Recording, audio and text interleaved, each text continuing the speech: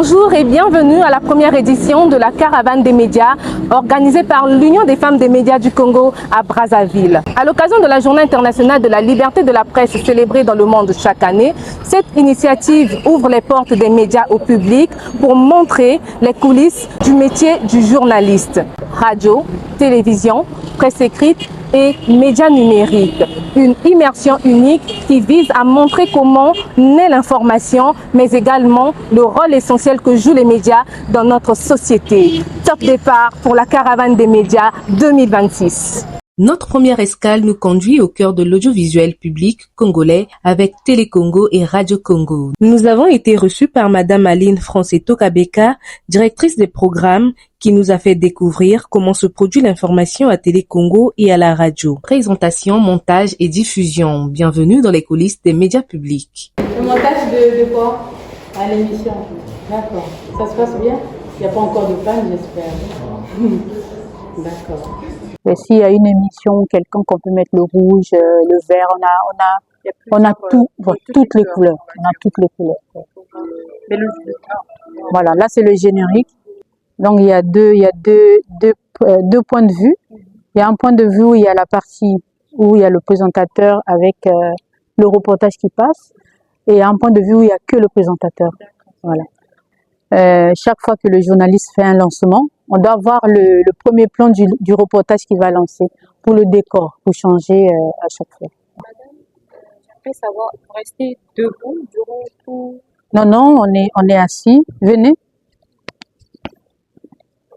Ces lignes-là sont des expressions télévisuelles. Hein.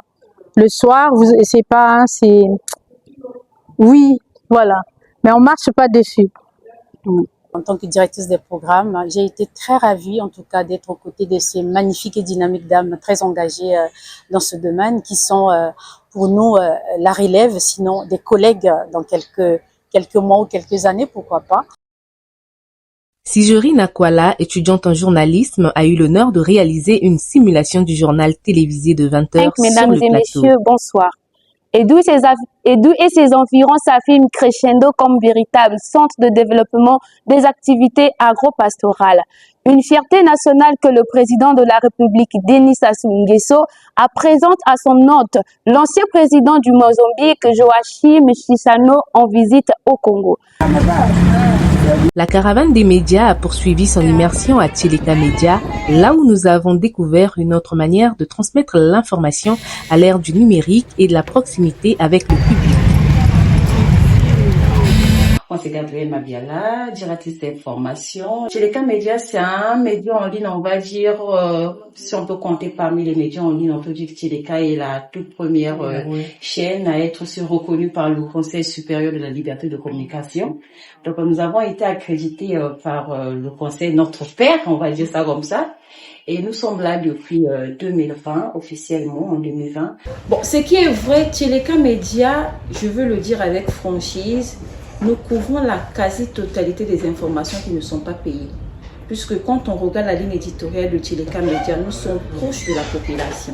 Mais on le fait tout en respectant les codes journalistiques, tout en respectant les règles qui régissent notre secteur. Parce qu'il est interdit à un journaliste d'aller dans la diffamation, il est interdit à un journaliste d'inventer les faits, parce que le journaliste ne dit que ce qu'il a vu, ce qu'il a entendu, ce qu'il a écouté. Je ne peux pas venir avec des rumeurs et puis te mettre sur un plateau de télévision, affirmer les faits, non. Après cette belle immersion dans les médias congolais, nous avons fait une pause pour un moment convivial autour des apéritifs avant la suite de notre caravane.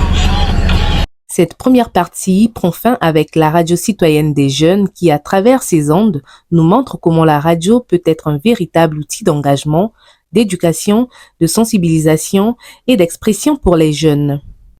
Nous sommes en direct de l'émission Parents, Enfants, Vie et Action, l'émission qui vous emmène à découvrir les sujets qui sont d'actualité. Alors pour cette édition, je reçois Léa, élève du lycée Thomas Sankara, qui est en classe de terminale. Léa, bonjour. Bonjour madame. J'espère que tu vas bien.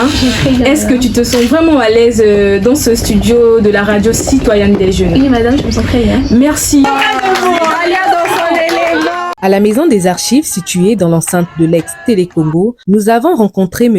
Tal Boukambu, gardien du temple qui nous a relaté l'historique de la création de cette mémoire vivante du patrimoine médiatique et historique congolais. Nous avons vu et revu les photos des premières speakerines du Congo, notamment Félicité Safouessé, les premières cassettes d'enregistrement et celles d'aujourd'hui, les photos des familles congolaises des années 90 et bien d'autres découvertes. Je dirais que tout simplement c'est un patrimoine commun. Et que je pense que je vous dirais que, aussi bizarre que ce soit, il y a plus de femmes qui visitent ici que des hommes. Mais comme je dis toujours aux gens, et toi le ciel t'aidera, dans le sens où c'est tous les Congolais qui doivent apporter leur. Maintenant les autorités joueront leur partition quand ils exigeront bon de jouer leur partition. Les femmes s'organisent pour la première fois dans ce type de support. Et ça a salué, c'est-à-dire qu'il y a une prise de conscience, pas seulement des femmes, bon ça c'est les femmes journalistes, mais les femmes journalistes, c'est elles qui diffusent l'information. Donc, elles sont au cœur de l'information, au cœur de la transmission. Donc, c'est l'un des maillons essentiels. Et si toutes ces femmes-là s'organisent pour cela, c'est quelque chose à saluer, moi en tant que professionnel de l'audiovisuel, en tant que citoyen également. Après la maison des archives, direction Vox TV, où les responsables nous ont plongé dans l'univers moderne de la production audiovisuelle congolaise. On va dire que nous sommes honorés d'être choisis parmi les chaînes, sinon les médias sélectionnés pour cette visite-là. Ça signifie que le travail que nous faisons ici est bien perçu par ceux qui ont eu l'initiative de faire visiter les médias aux étudiants. Et ça nous encourage à continuer dans ce sens et à mieux faire. C'est une très bonne initiative pour une raison, c'est que ces derniers temps, on constate que la plupart des étudiants en journalisme ou en communication ne sont pas proches de la réalité. Et les visites de terrain ou les visites d'immersion aident à se préparer à affronter ce métier-là. La Semaine africaine continue depuis des années de faire vivre la presse écrite et l'information de proximité au Congo. Nous avons eu l'honneur de rencontrer le directeur de cette structure et visiter cette référence de la presse écrite qui raconte notre société. Quant aux dépêches de Brazzaville, le seul quotidien au Congo, elle s'impose aujourd'hui comme une référence du journalisme congolais entre presse écrite et numérique. D'entrée de jeu, je salue avant tout l'initiative de l'UFEMCO, dont le siège est d'ailleurs basé chez nous au Dépêche de Brazzaville. En peu de temps, l'UFEMCO, parce que j'étais au lancement, je crois que ça fait 2 ans que vous existez, mais vous faites des choses en grand et j'apprécie vos initiatives en faveur des femmes de médias et j'espère que vous irez un peu plus loin. Mais pour la visite, je dis c'est très bien parce que en fait, il faut donner du goût à ces jeunes qui veulent embrasser ce métier-là parce qu'ils doivent connaître à la fois et les contraintes et les avantages et les difficultés de ces métiers, surtout pour les femmes parce que c'est un métier assez compliqué qui ne choisit pas d'heure en fait pour travailler. Femme au foyer, on vous réveille à 1h du matin pour dire mais demain matin vous devez faire vos clics et vos claques pour aller à Pointe-Noire parce qu'il y a un événement à couvrir. Donc c'est bien qu'ils s'imprègnent un peu des b.a.-ba de ce métier-là parce que c'est un métier formidable. Je le pratique depuis plus de 25 ans.